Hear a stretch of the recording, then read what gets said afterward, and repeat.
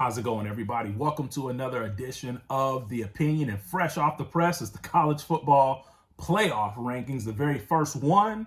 And now that I've had a chance to analyze these rankings and look at them, I can now tell you with accuracy, week to week, how the college football committee is going to rank these teams. And as we get close to unveiling who are the four that are going to make the playoff, I will be able to tell you exactly what they are thinking about based off what I'm seeing here. So what you want to do is you want to hit the subscribe button, because I'm going to be able to tell you with accuracy what they're going to do before they do it. So make sure you follow this channel as well.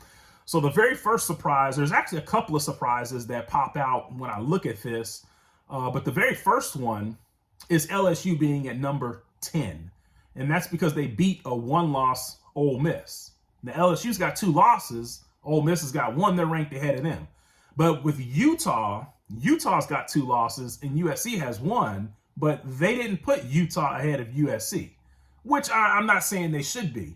But I think the reason that they put LSU up there, I'm just going to be honest with you guys, they know LSU's not going to make the playoffs with 2 losses, most likely, even if they won the conference. Well, if they won the SEC conference, that's a different story. But with 2 losses, they know LSU is up against it. They're probably not going to make the playoffs. The reason why they put LSU up there, folks, is because they play Alabama this week. And if Alabama beats LSU, that they will mark that as a top 10 win for Alabama. So LSU is really up there just for style points purposes for others, and the others meaning Alabama as well. And then right behind them, they've got Ole Miss, who LSU beat, rightfully so. But Alabama also has to play Ole Miss as well. So just in a scenario, if Alabama beats LSU, then at worst, Ole Miss now moves into that spot at number 10. And then if Alabama beats Ole Miss, they'll look at that as 2 straight road top 10 wins, because Alabama's playing at LSU. And then I think the following week they're playing at Ole Miss as well. So that is really just style points for Alabama. So look for Alabama, if they can win against LSU and Ole Miss, look for Alabama to move up into that top 5, possibly top 4 with 1 loss. And that is assuming that Michigan or Clemson don't even lose a game as well. With that, next thing that points out to me is the TCU. They're number 7. TCU's playing in the Big 12, pretty good conference. They beat Oklahoma State, who was ranked. They beat Kansas State, I believe at the time was ranked. They beat Oklahoma when Oklahoma was ranked at the time. They beat Kansas when Kansas still had their starting quarterback, who's now out, Jalen Daniels. So they beat like 4 straight ranked teams, and they've got TCU at number 7. So really the committee's telling you that they really don't respect TCU, and they're really telling TCU that you can't lose a game, because if you lose 1 game, even if you still win conference in your conference championship game in the Big 12, that you're not going to get in. So that's really what the committee is telling. It's not what I'm saying. That's what the committee's telling you. The committee's telling you that they do not believe that TCU will get in. And then going back to Alabama, they believe that they're not saying that Alabama's going to beat LSU or Ole Miss, but if they do, look for Alabama to move up at least to number 5, possibly over Michigan or Clemson as well. But they couldn't justify putting them above them just yet as well. Now, let's talk about Michigan and Clemson. Look at this. Michigan's number 5. Clemson is number 4. When you really look at it, I mean, who has Michigan really played? And so with them being at number 5, you can look at it and say, and that's what I'm saying, who has Michigan really played? But at the same time, who has Ohio State really played? Who has Ohio State really played outside of Notre Dame? Now, they just played Penn State, good win.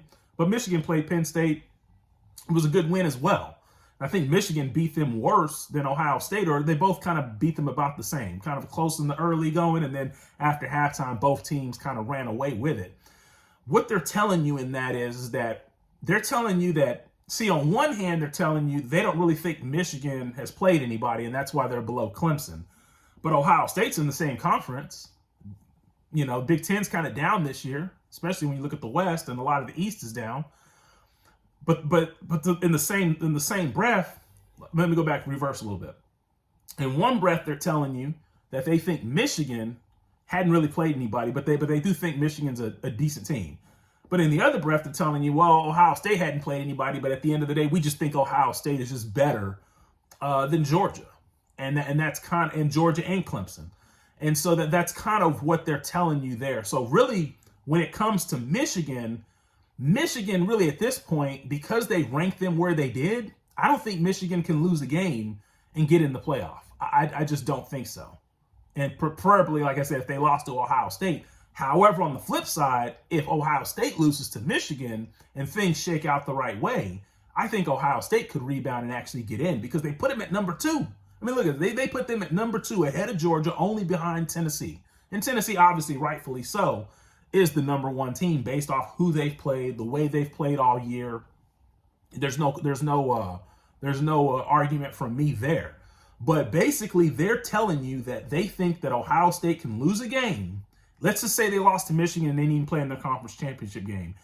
And then Michigan goes on and wins the Big Ten. If things shake out the right way, they're telling you they think Ohio State can still make the playoff with 1 loss and not win their conference. Michigan, on the other hand, because they put them at number 5, and they've kind of played the same opponents just about, they're in the same conference, they don't think that Michigan can lose a game and rebound and get to the championship. Unless Michigan lost to like Illinois and then they beat Ohio State. But if they lose to Ohio State, that's it for Michigan. They're not going to make the playoffs. And that's kind of what these rankings tell you. See, the thing is you have to realize is the first rankings tell you everything you need to know about what the committee's next move is. In terms of Oregon and USC and UCLA, they're just going to let that thing play out. And then whoever wins the conference will have an opportunity to stake their claim for the college football playoff. But however, one thing I'll say about the Pac-12 is that if you notice, there's a representative from every Power 5 conference. Look, you've got Tennessee, Georgia. That's SEC. That's 1 Power 5 conference. You have Michigan and Ohio State. That's 2. That's the Big Ten. You have the Clemson in the ACC. And then you have TCU for the Big 12.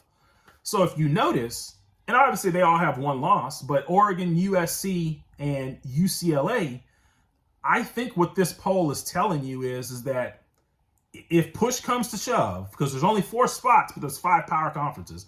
If push comes to shove, they're telling you that the Pac-12 will be the one to possibly be left out. Maybe the Big 12, if it's TCU. If it's TCU, which at this point it would almost have to be TCU because everyone else in the Big 12 has 2 losses or more. So if it's, let's say TCU has 1 loss and you got a Pac-12 champion with 1 loss, they could very well leave TCU out if it comes down to the 1 spot. But at this point, I don't really see that. I need to see more data from the week to week. But essentially, with the Pac-12, they're basically just going to let that thing play itself out, assuming that it's not Utah that comes up and wins the conference. They're going to let that thing play itself out, and then whoever wins the conference championship game will obviously be the name to kind of like stake their claim. So if you're a fan of one of these Pac-12 teams, don't worry. Just your team, they have everything in front of them. All those teams control their own destiny. USC, UCLA, and Oregon. They all control their own destiny. All they got to do is just go out there and win. So that's the way I see it in this first college football playoff ranking. Kind of surprising with where they put some of the teams.